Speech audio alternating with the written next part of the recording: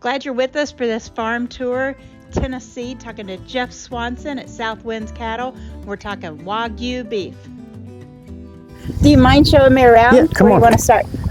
These are 2.5 or anywhere from 2 to coming 3-year-old steers. These are all the next group to be processed. I just took one Wednesday. There was a 3-year-old, was the last of that group. Okay. So we calve about half our herd in the spring and half our herd in the fall. And that kind of, for a meat program, it keeps things more consistent. Yeah. So we're always going to have steers that are finished and ready to be processed, and then we've got another group about 6 months behind them. So by the time you process 1 or 2 at a time, you get through that first group, and then the next group is where you want them to be, hopefully. All right. So I don't think I've ever shown anybody through a cattle yard, or would you call it a feedlot? Yeah, I would. Okay. I would definitely call it a feedlot. I mean, it's a very simple structure. Each of these pens is roughly 80 by 300. Right now, I think we have 22 steers and heifers in here that'll be finished out. And for our 40 mamas, we got groups of 20. We get spent grain from a brewery in Nashville, Tennessee Brew Works. We pick up all their spent grains after they make the beer, what's left over, and that's what they're kind of chewing on right there. Then we also feed them a dry grain mixture, which is corn, barley, protein pellet, and a little bit of soy meal. And they get. Matt and Christian sent you the stuff there. Actually, I go pick it up from them. Yeah. So I go once a week. Generally, if they've got a high volume week, I'll go twice and pick it up, load it on my big trailer, and bring it back. I'm trying to think when we started getting grain from them. Let's see, probably 2018 maybe. I don't know how that works. So is he happy just to have you take it away? Yeah. For them, it's a waste product. Yeah. So they don't have to find another way to dispose of it. But do you pay for it? No. Perfect. Yeah, it's kind of mutually beneficial because it doesn't cost me anything except the time and the effort to go get it. And for them, if I didn't pick it up, they would have to have it hauled to the landfill and get charged so much per weight. And but that's the thing, is it's a wet product, so it has 0 shelf life. Yeah, you got to pick it up when it's ready, and you got to get it out there. So I pick up once a week and feed it out within a week.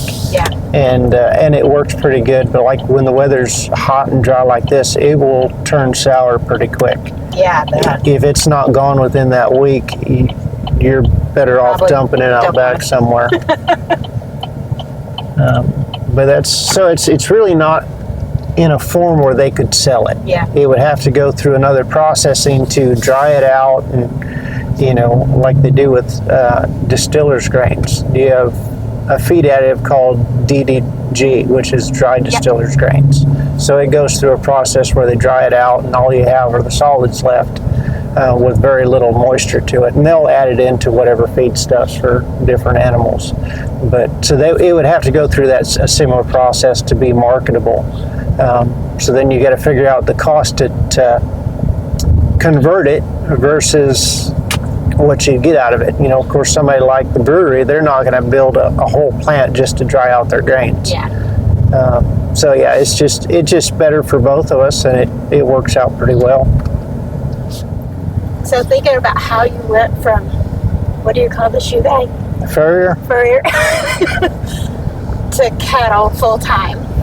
It was, how long did it take? 7 years. Yeah. Well, and that's with our program having to meet. We started out with 10 cows, and out of those 10 cow-calf pairs, and out of those 10 calves, only 3 of them were steers. So we had 7 heifers that we want to grow, so let's breed all the heifers when they got old enough. And we did that. And out of the 7 heifers, 6 of them actually bred, 1 didn't, so we put her on feed with the steers. And, and it took 3 years just to have that first calf crop to process. To actually make meat. Exactly. So, you know, that first year we processed and sold meat, we had 3 steers, a heifer, and then a cow that didn't breed back. And the cow was like a 5-year-old, so she's still fairly young. Yeah. And then, you know, of course, we'd added a bunch of heifers in at that point, so it wasn't a big deal calling out a cow that wouldn't breed. So are you from this part of Tennessee? I'm not. I actually grew up in Iowa. Huh. Yeah. What part? Northwest corner up by Sioux City. Yeah. And I grew up there and then joined the military, was in the Army right after high school, and ended up just down the road at Fort Campbell. That's a big base. It is. When I finished up my time, and I said, you know, I love the area. Did you already own your acres there at the house? Have you already bought those? Yeah, we've had that place since 2006. Okay. So we've already been there. And of course, the lease places are a nominal fee every year, and so that's way more efficient starting out than going to buy a $2 million ranch. Yeah, exactly. Because if we went that route, you know, bought a $2 million piece of property and then bought the cows and all that stuff, we'd be so far in the hole, it would be insane. You'd never get out. Yeah. We had a deal couple years ago, because Bill that started out with me, he's got his own business that does very well for him. And, you know, and early on when we got into doing this, he's like, you know, I'd like to get to a point where I can slow down my business and do more, help out with the cows. So the first couple of years, you know, I was doing everything, and he'd help out where he could. And then we got to a point, you know, he's like, Jeff, he said, I'm just too swamped with what I do. I think you need somebody that can help you out way more than I can. And I said, you know, thank you, but you know, but I've got a different idea of doing things, and it took a while to figure it all out. We ended up selling an investment property that we had and paying out his part and wiping out all the debt on the cows. But yeah, but like I say, I guess it's been 2.5 years, almost 3 years ago. We bought out his part, and my wife and I own everything 100% free and clear of debt. Yeah. Which the cows still owe us, but we don't owe the bank anything. You know, and if things keep going well and we keep selling the beef and kind of keep getting a few more customers, we've got probably 1 more year, and then the cows will have paid back us our initial investment. Okay. And in my mind, at that point, we're finally making money. So how many years is that? That's 8. 8 years? Yeah. Okay. These cows stay here. So I keep, these are all spring calvers, and you'll see a bunch of babies. I see them. And there might be on the, right up against the fence. Yeah. Most of the time they like me, so they'll. Babies. Yeah, they were all, we calved a little bit later, so we calved end of May. Ooh, you got some gray ones or something that look like. They just haven't turned full black yet. Yeah. You can tell they don't like me. They're like, is he bringing candy? There's quite a few more up in the shade. Yeah.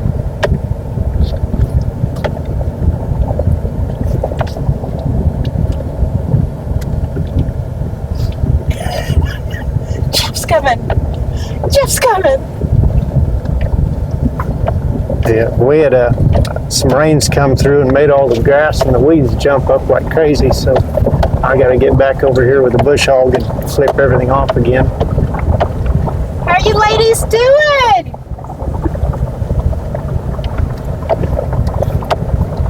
And I did throw some feed on the back of the truck so I can give them a little bit of treat. We'll just stop here at the gate.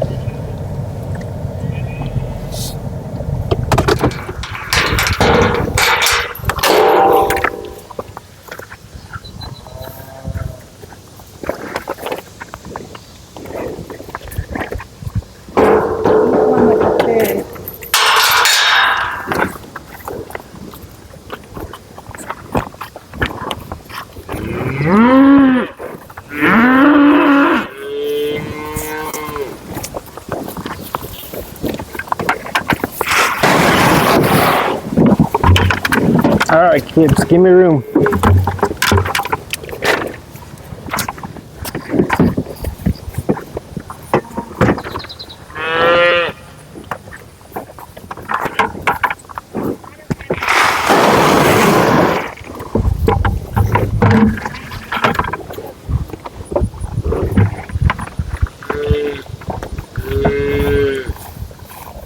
Babies don't hardly even come in. Most of them stay on the other side. Yeah, they kind of get a little suspicious. So some of them have pretty good horns on them. Yep. They're all wagyu, all 100% wagyu are horned. Okay. So usually when they're about the age these little ones are, I'll disbud them where you cauterize the blood vessels around the horn bud, and it takes a couple weeks and they just fall off. And as long as you do a good job, they just fall off. This one here, I didn't quite burn it long enough, so she's got a little bit of a stump, but that's about all it's ever going to do.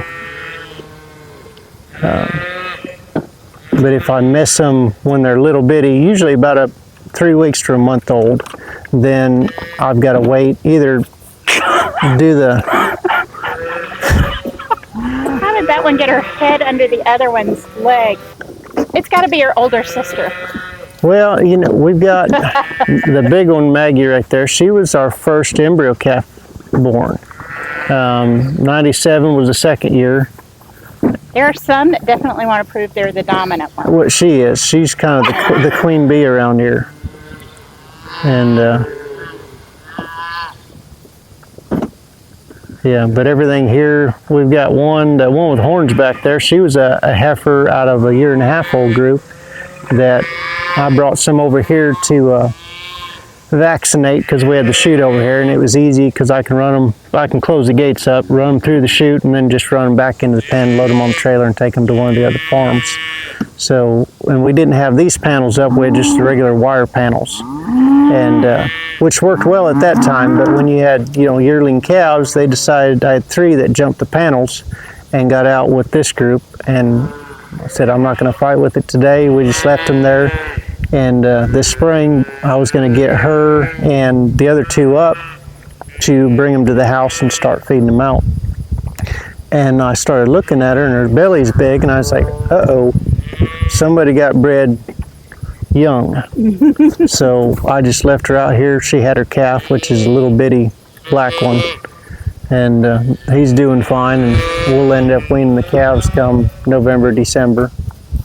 And then she'll get separated out and put back with that other group. That's, like I say, there's a lot of benefits. Once I started researching the Wagyu breed, they're very climate tolerant, so they can handle the heat in South Florida, they can handle the cold winters in Montana, you know, and everything in between. They're disease resistant. With the things going on with climate right now, that's kind of important that they're consistently able to. I mean, as warm of a day as it is, you know, we had cows right out, not quite in the sun, but close to it. Yep. And they might bed down there for a little while and take them a break, and not then at the water or anything. You come out here at 1 o'clock and the heat's blaring down and they're out nibbling on grass. Yeah. You know, where Black Angus or a darker breed like that, they just shade up or stand in the pond, and they don't eat and they don't do anything. So the heat can be very hard on them, and these animals adapt really well. That one's a smaller one than some of the other mamas. Yeah. Those big mamas sure try and push the others around. Yeah, like I say, this big one right here is Maggie. What are you doing? Hey, you're a troublemaker. She is.